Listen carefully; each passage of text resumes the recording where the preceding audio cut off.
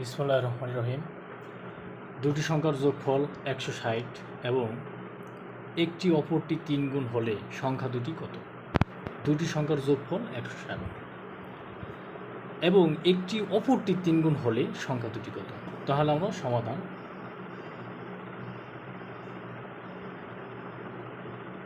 ধরো মনে করি দুটি সংখ্যা, যেহেতু দুটি সংখ্যা চাইছে একটি অপরটির 3 গুণ হলে, তাহলে পরে মনে করি দুইটি সংখ্যা যতটুকু, যেহেতু দুটি সংখ্যা আমার চাইছে, দুইটি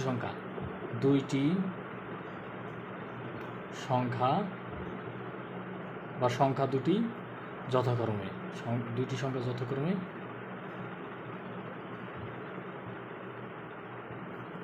এ ও বি।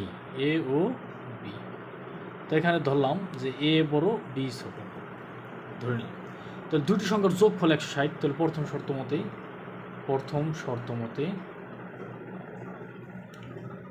দুটি সংখ্যার যোগফল এ প্লাস বি, মানে দুটো যদি যোগ করি, এ ও বি যদি যোগ করি তাহলে কত হবে? 160। একটি অপরটি 3 গুণ হলে, একটি যদি অপরটির 3 গুণ হয়, তো দ্বিতীয় শর্ত মতে একটি অপরটি যদি 3 গুণ হয় তাহলে এ হলো বড়, তাহলে বির কয় গুণ? 3 গুণ।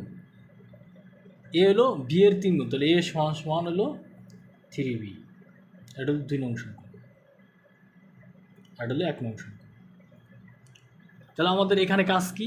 এর মানটা আমি এইখানে যদি আমি বসাই দিই, তাহলে আমাদের এর মানটা আমরা পাইছি 3b, তাহলে আমাদের অ্যান্সার হয়ে যাবে। তাহলে 1 নং হতে পায়,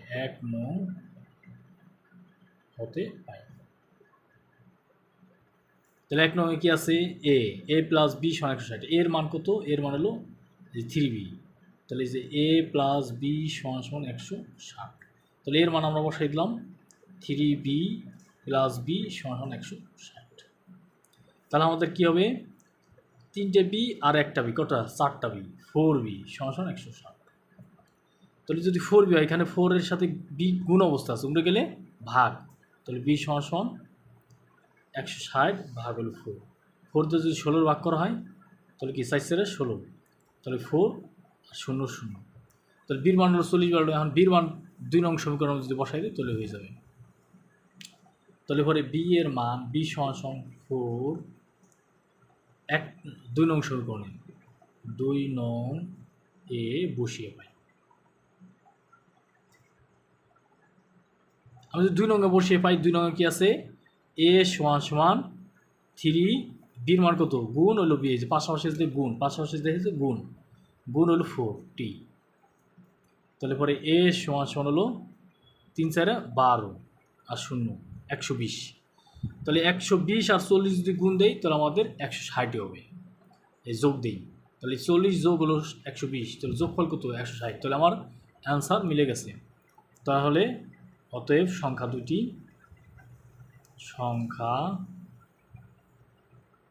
দুইটি এর মান আমরা কত হয়েছি? 120 ও 40, এটি আনসার। ধন্যবাদ সবাইকে।